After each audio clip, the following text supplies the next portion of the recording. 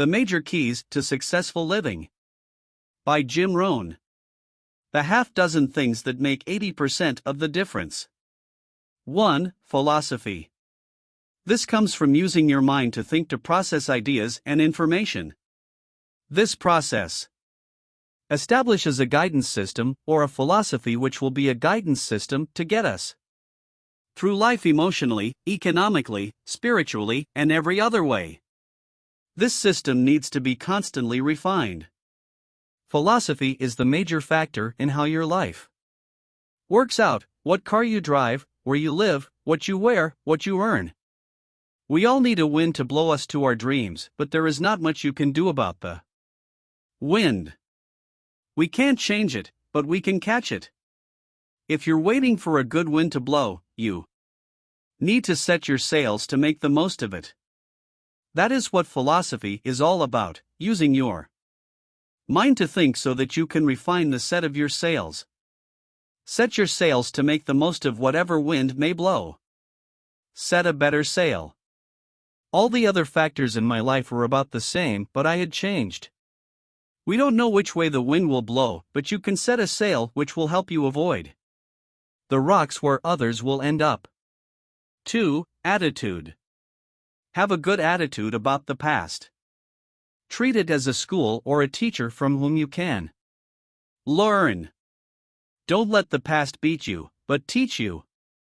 Mistakes are the experience from which we can learn. How you feel about the future is just as important. Have a good attitude looking to tomorrow. You need to have a destination in mind, because if you don't know where you are going, how will you know when you get there? The future is promise. This promises is an awesome force, but you must be prepared to pay for the future with the present. Nothing is free. Everything has to be paid for. But remember, if the promise is clear, the price is easy. If you can see the promise of the future, the price is easy and you will be prepared to pay. Each of us needs all of us. How do you feel about yourself is important too. Self-esteem is the greatest step of progress toward success. You must develop self-worth, self-value. I believe that the greatest deterioration of self-esteem comes through lack of simple disciplines. Lack of discipline erodes self-esteem. Society will not chastise you if you go soft on yourself, but neglect will destroy us all. Neglect will ace everyone and prevent us all from cashing in on opportunity. Neglect is like an infection that, if not attended to, will become a disease. One neglect leads to another like a domino effect. Neglect your economic situation and you'll probably neglect your health. Neglect your health and you'll probably neglect your friendships. Neglect your friendships, and you'll probably find that soon you'll be neglecting your family. Self-esteem is the greatest building block of success. All disciplines affect each other. Nothing stands alone. Everything matters. Some things matter more than others, but there is nothing which doesn't matter. One lack of discipline creates a character reaction. 3. Activity. Now life comes from labor, not from ideas and information alone. A great artist or architect may have ideas which are inspiring and show genius, but unless they pick up a paintbrush or pencil, there will be no painting or building. There is no business without activity, making phone calls, making sales, knocking on doors, no matter how wonderful the business plan. Without the labor, there is no reality. Affirmation alone will not do it. Affirmation without discipline is the beginning of delusion. But commitment to labor leads to the miracle of new life. First, do what you can. An ancient prophet said, "Whatever your hands find to do, do it. Don't neglect. If there's a call you must make it. If there's a conversation you must have it. Clean up all your neglect. What is easy to do is always easy not to do. Second, do the best you can. Always do more than you get paid for, to make an investment in your future. Work on the principle, I should, I could, and I will. 4. Results. Philosophy plus attitude plus activity equals results. Results is the name of the game. In life we are presented with the seed and the soil and the seasons and the miracle of life. And life asks of us that we produce results. We have the opportunity, what can we do with it? Learn from a successful person's experience to change your own results. Life asks us to make measurable progress in reasonable time. Ask more of yourself.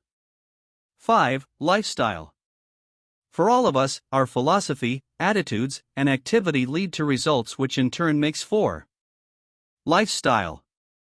Self-development, the first step towards success. Chapter 2. Personal development. The major challenge of life is to see what we can become, not to see what we can get. What we can become is what is important. The major question to ask of your job is, what am I becoming here? This is what is valuable, not what you can get out of your job, but what you can become through it. If you work hard on your job, you can make a living. But if you work hard on yourself, you can make a fortune. Success is something that is attracted by self-development. You can't get rich by demand. You get rich by performance. There is plenty of room at the top, it's the bottom that is crowded. Start trying to be worth twice as much to your company, it will be embarrassing for them not to pay you more. Render service beyond what is required, and you will be making an investment in your future that will bring incredible results. Honor and self-esteem and fortunes are made solving people's problems. You can have more than you've got, because you can become more. They will pay more if you become more. Burn a little midnight oil in your quest to become more valuable. If you want to know what the future will be like, look at the seasons and you'll see that it's going to be like. Look at the seasons and you'll see that it's going to be like it's always been. Opportunity mixed with difficulty. 1. Learn how to handle the winters. There are all kinds of winters. There are economic and political winters. There are social and personal winters. You can't get rid of winter by tearing it off the calendar. But you can get stronger, wiser, and better to deal with winters. 2. Learn how to take advantage of the spring. Spring is opportunity, and opportunity always follows difficulty. Expansion follows recession. Every time. Take advantage of it. Spring itself is a chance, not a guarantee, but that is all you need. You must plant in the spring, or you will beg in the autumn.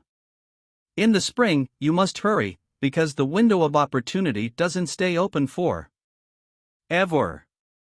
3. In the summer you must nourish your values and fight your enemies. As soon as you have planted the garden, the weeds start to grow and become a threat. That's how life is. The bugs come out. So you must nourish your garden like a mother and defend it like a father. You can't ignore the weeds. It's very important to love your values and hate your enemies. The ancient prophet said, "Love good and hate evil." Some of your enemies are on the outside, some are on the inside. Beware of the thief in the alley after your purse, but what about the thief in your mind who wants to steal your promise? You must not become a victim of yourself. 4. In the harvest or autumn, reap without complaint. Humans can use their minds to think and change their lives anytime they want to, animals can't, but humans can.